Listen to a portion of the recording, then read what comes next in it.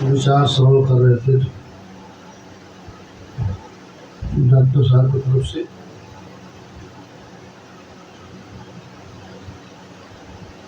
इस मानव जीवन की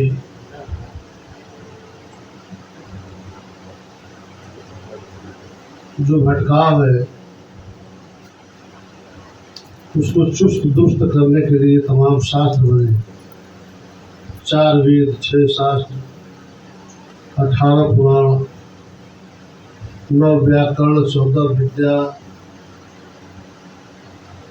तमाम स्मृतियाँ बनी हैं।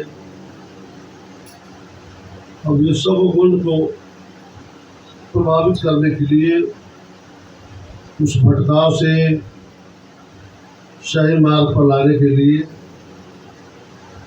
दुनिया में मन को ही बस में करने के लिए तमाम संतों ने वाणी रखी है और प्रयास भी किया है। सदगुरु कबीर ने कहा है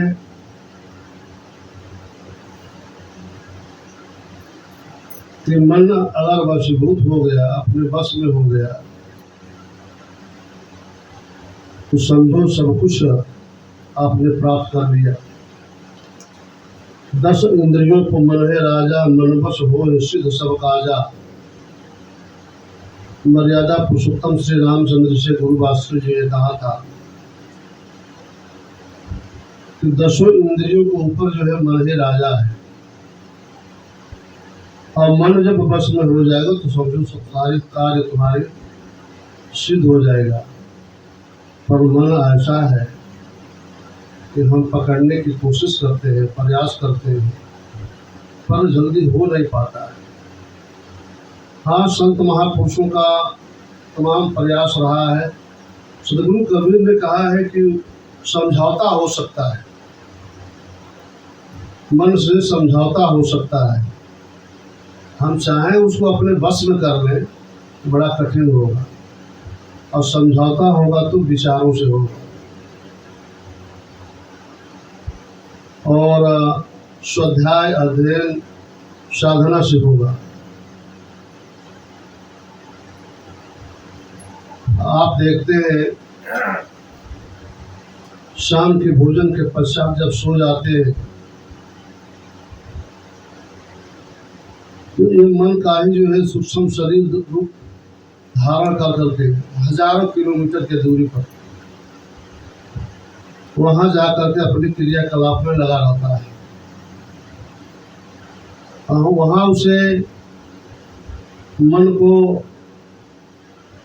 बड़े बड़े जंगली जानवर, खूंखार जानवर, डकैत, तमाम सर्प बिच्छू उसे घेरते हैं।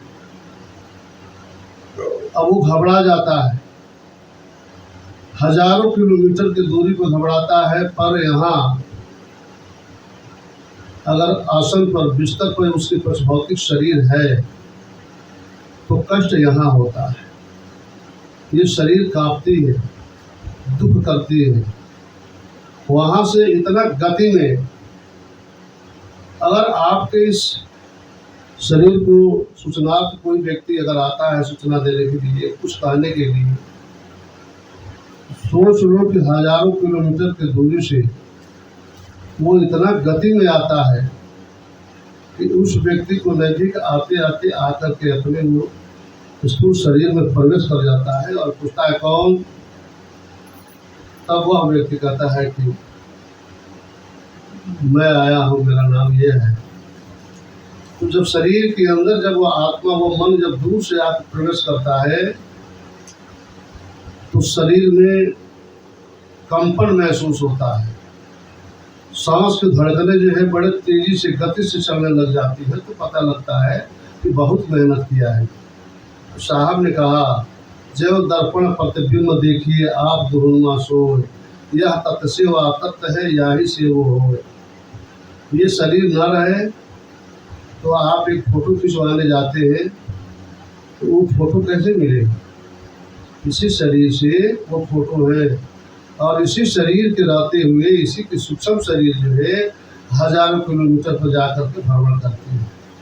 मानिए अगर हम कलकत्ता गए तो वहाँ का दृश्य देखें, बॉम्बे गए तो वहाँ के गेट ऑफ इंडिया देखें, वहाँ के तमाम देवी देवताओं का स्थान है, घूम करके जब देखें, ये मन कभी जो है सोए हुए इस शरीर को छोड़ करके वहाँ चला जाता है, लेकिन उसमें जो डोरी लगी रहती है वो लगा रहता है, उससे बाहर नहीं जाता। जितना चला जाए, लेकिन वक्त आता है, समय आता है, तो अब सोच लो कि इतनी गति में आता है और आकर प्रवेश करता है, तो उसमें ऐसा लगता है कि इतनी गति में इस दुनिया में जेट विमान भी नहीं है। आपकी पलकें झपकी और वो आकर के प्रवेश करता है। ये मन की गति है। तो सदगुरु कबीर ने कहा, जो हम लोग की आप देखते हैं कि पतंगबाजी लोग करते हैं, तो उसमें पतंग होता है, उसमें डोरी होती है, उसमें घिरनी होती है और नचाने वाला होता है। तो जो नचाने वाला है, उड़ाने वाला है पतंग को, जब उसको ये समझ में आता है कि हमारे पतंग को दूसरे पतंगबाजी करने वाला काटने का प्रयास करता है, उसको डिस्टर्ब करने का प्रयास करता है, तो उसने गति में अपने वो हाथ में जो लिया हुआ घिरनी है उसे बचाता है और उसको बचाने का प्रयास करता है। वैसे ही हम लोग की शरीर जो है, यह शरीर में जो मन है वो पतंग है, उसमें की जो श्वासें हैं, श्वास है वही डोरी है, इसमें नचाने वाला यह आत्मा है। जब देखता है कि कितनी दूरी पर जब ये पहुंचा हुआ है, और जब इस भौतिक शरीर को कोई अगर कुछ कहने सुनने के लिए आता है, उसके बहुत गति में आकर के प्रवेश कर जाता है। तो हम इस मन से हम चाहें जबरदस्ती कर लें, उसको दबा लें और उसको वशीभूत कर लें, तो हम वशीभूत कर नहीं पाएंगे, समझौता कर सकते हैं। अगर हमारे मन में कोई भावनाएं उठती हैं तो हम विवेक और ज्ञान से समझौता कर सकते हैं कि नहीं, हमको यह कार्य नहीं करना चाहिए, ये जो हम करने जा रहे हैं वह जो है बिल्कुल गलत है, उसका जो है परिणाम गलत होगा। तो हम एक उस मन की जो अनेक प्रकार की जो विविधा है उसको, उससे हम समझौता कर करके और अपने विवेक और ज्ञान से मन को कंट्रोल कर सकते हैं। अगर हम इतना नहीं कर सकते हैं तो आज आप देख रहे हैं कि संसार में कितनी बेचैनी है। मैंने एक बार बॉम्बे में गया था, 86 की बात है। वहाँ जब गया तो कुछ भक्तों ने लेकर के कहे, साहब आप चले गेट ऑफ इंडिया देखने के लिए। तो गेट ऑफ इंडिया जब हम गए समुद्र के किनारे, तो समुद्र के किनारे जब मैं समुद्र की तरफ मुख करके जब देखा तो समुद्र की इतनी बेचैनी थी, इतनी बेचैनी, उसमें लपलपाहट, उसमें जुआरे, और वो देख करके मेरे मन के अंदर जो है बहुत बड़ी बेचैनी हो गई। बहुत बड़ी बेचैनी के बाद कुछ देर के बाद मैंने पीठ पीछे समुद्र को किया और बॉम्बे के तमाम कोठी कटरे को देखने लगा, पृथ्वी को देखने लगा। पृथ्वी अचल शांत, एकदम बिल्कुल शांत, उसमें कोई गड़बड़ी नहीं, कोई लपलपाहट नहीं, कोई बेचैनी नहीं। उसी प्रकार से हमने अनुभव किया कि समुद्र की जो लहरें हैं, जो पानी है, जिसमें बेचैनी है, उतना ही जो है हमारे मन के अंदर बेचैनी होती है। अगर सदगुरु के ज्ञान की तरफ से हम उस मन की जो लपलापाहट को, जो मन में जुआरें आती हैं, उसको शांत करने के लिए अगर हम प्रयास करेंगे तो हमें उसमें गुरु की ज्ञान की बहुत ही आवश्यकता है, संत महापुरुषों के विचारों की बहुत ही आवश्यकता है। अगर ये ज्ञान न हो, विचार न हो, तो हम उसे अपने कंट्रोल में, अपने हाथों में नहीं कर पाते हैं। साहब कहते हैं, मन गयंद्र माने नहीं, चली सुरत के चाल, कि महावत बेचारा क्या करे जो अंकुश नहीं है। अंकुश क्या है? विचार है। महावत जो है उतने बड़े हाथी को उसके ऊपर सवार रहता है और सवार होने के बाद उसमें वो अंकुश हाथ में लिया रहता है। जब हाथी अपने सिर को इधर उधर जब हिलाने का प्रयास करता है तो उससे थोड़ा सा इशारा करता है, वो समझ जाता है, उतने ही से कंट्रोल करके रखा है। उसी प्रकार से हमारे मन जो है हम लोग के शरीर के अंदर है, ये गजन हाथी के जैसे है, इसमें भी बड़ी गड़बड़ी होती है। तो हमें इसे मनाने के लिए, इसको अपने कंट्रोल में करने के लिए, बस में करने के लिए हमें जो है ज्ञान रूपी अंकुश, विचार रूपी अंकुश की आवश्यकता है। ज्ञान नहीं होगा, सत महापुरुषों ने कहा कि ज्ञान ही नर पशु समान, ज्ञान नहीं है तो पशु के समान। तो हमें इस मन को कंट्रोल करने के लिए चिंतन करना पड़ेगा, महापुरुषों को बताए हुए विचारों को स्वाध्याय और अध्ययन करना पड़ेगा, इस मन को शांत करने के लिए साधना करना पड़ेगा। अब जैसे जैसे हम इस साधना में परिपक्वता होंगे तो हमारे मन जो है हमारे वशभूत होगा, वश में होगा। प्रयास करते रहेंगे, जीवन भर हमें प्रयास करना है। अल्पस्य आयु बहुलस्य विद्या, इतने शास्त्र हैं कि हम लोग के शरीर छूट जाएगी पर वो शास्त्रों को हम पढ़ नहीं पाएंगे। थोड़े में ही संत महापुरुषों को, विचारों को अपने जीवन में उतारने का हम प्रयास करेंगे। गुरु के ज्ञान को, गुरु के ज्ञान और उनके विचारों को अपने जीवन में उतारने का हम प्रयास करेंगे और यह मान करके चलेंगे कि हमें जो कुछ भी भटकाने का काम करता है ये हमारा अपना मन ही जो है, कोई दूसरा दुश्मन नहीं है। मर्यादा पुरुषोत्तम श्री रामचंद्र जी से महामहिम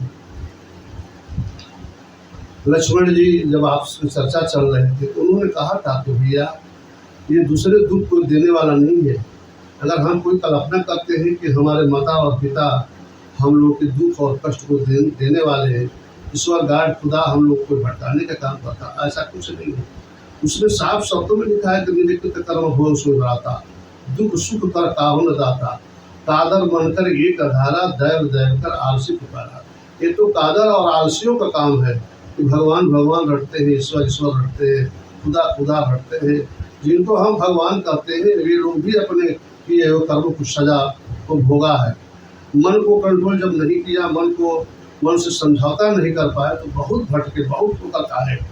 वैसे ही निज कृत कर्म हो सो भ्राता, और हम लोग का जो कर्म है वही हम सबको दुख देने वाला है। जीवन में जितने दुख दिखते वह निज दोषों का कारण है, जिसमें इतना ज्ञान नहीं वो दोष मिटाना क्या जाने। तो ये सदगुरु कबीर साहब का ये विचार है। मन पर जो है थोड़ा सा शब्दों का, विचारों का मैंने ये आप सबके बीच में रखा। बहुत बहुत धन्यवाद। और बारो तन मन धन सवे पद पर खाओ निहार, जुग अनंत जो पचमरे बिन गुरु नहीं विस्तार, बंदन ये गुरु परख को बार बार कर दो,